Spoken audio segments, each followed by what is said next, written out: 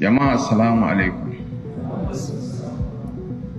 Na zo ne na mika sakon shugaban kasa wanda ya yi amfani da jin kai da tausayi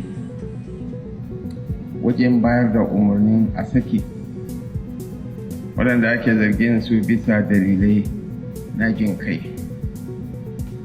Duk da kwararan hujjoji da ake da su da suka hada da hotuna da faifayen bidiyo da ke nuna waɗanda ake zargin suna aikata laifukan, wasu ma da hannunsu suka yada hotunan laifukan nasu.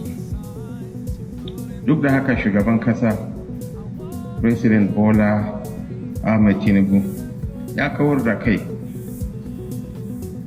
daga kuskuren 'ya'yanmu nan, inda ya yi amfani da matsayinsa na uba ga 'yan kasa har ya sake ba su damar zama 'yan Najeriya na gari kuma 'yan kishin kasa da za su bayar da gudunmawansu wajen sake gina kyakkyawar makoma ga al'ummanmu, ga kasanmu Najeriya, ga arewa. Kuma yake in gargadi waɗanda ake zargin da su daina barin bata gari na amfani da su wajen tayar da tarzoma da lalata dukiyar jama'a da gwamnati.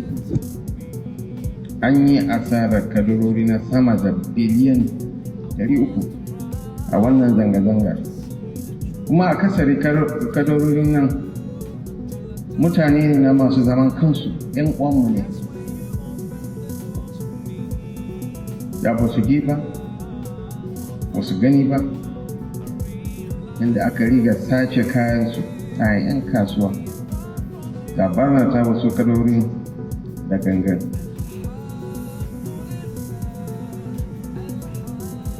A nan ina shawartar ku da ku yi amfani da afuwar da shugaban kasa ya yi muku, sauya salo, ku zama mutane na gari masu kishin kasa da taimakawa wajen haɓaka cigaban al'umma. Kazalika ya rataya wuyan gwamnoninmu da wakilanmu da har ni da kaina. Ku 'ya'yanmu ne, in kun yi laifi ya cancanta mu gane kun yi laifi.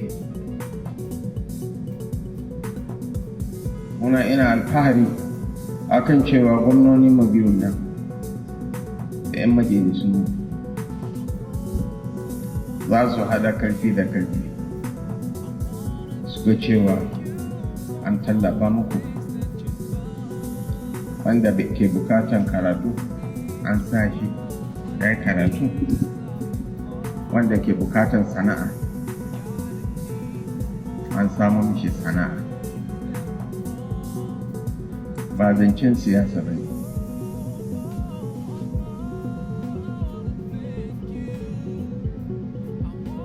Ya kamata mu yi nadama.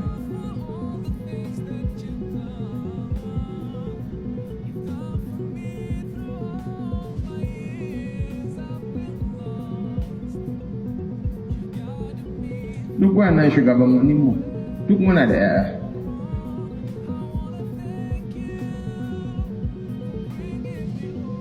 Kuma ina alfahari da su. Insha Allah za su taimaka al'umma. Mu gina kasa tare. Shugaban kasa yana da kyakkyawar niyya ga al'umma.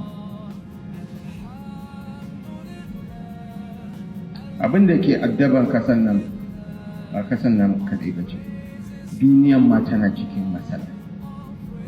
Amma ina son jaddada muku cewa shugaban kasa zai dauki duk matakan da ya cancanta a ga an tallafawa jama'a, an tallafawa yanayin al'umma, an ga cewa an samu maslaha bisa ga abubuwan da ke addaban. Wannan na san su sare, na san ministocin nan ba baki ba ne a wajena, na sun gwamnonin nan. Abba gida nawa ne.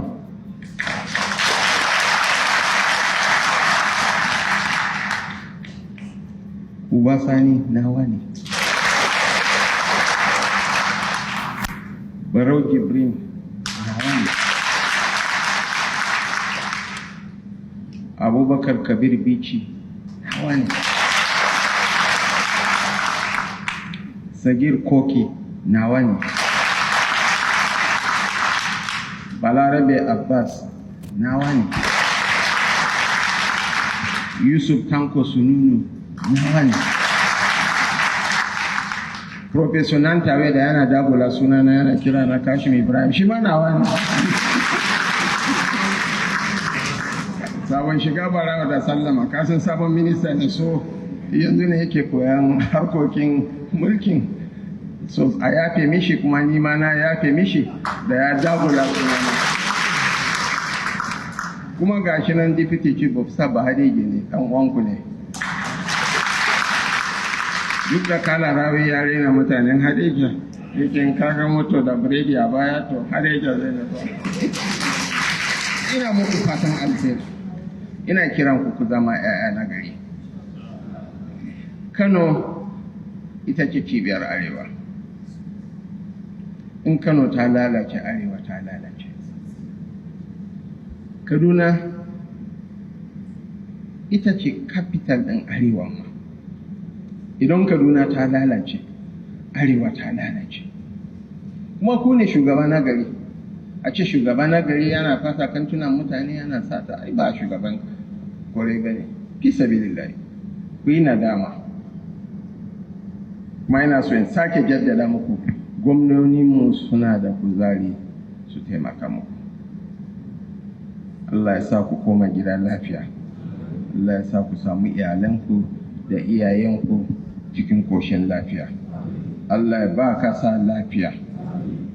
Allah ya sa mu samu bunkasan arziki. Allah ya ba mu haɗin kai. Wannan ba zancen arewa da kudu ba ne. A'a. Wannan ba zancen musulmai da kirista ba ne. A'a. Kun yi laifi, an kama ku, an yafe muku. Mafi yawan zanga-zangan nan a arewa aka yi. To don mu yi balancing of sai mu je mu kama nyamure mu kawo mu hada da mutanen Urobo da ba haka bane. Gaskiya ɗaya ce. So ina muku godiya. Yanzu ma kun nuna ladabi. Ku sake nuna ladabi. Zan kira gwamnan Kano da Kaduna da dan tofa na bakinsu. Kuma zan kira shi Deputy Senate President. Shi ne number 5, number 4 fa speaker ne, in ba rigima kake so ka hada ba. Shi number 5 speaker ne, kar ka zo ka dagula mana tafiya. Zan kira shi in ba shi minti 2.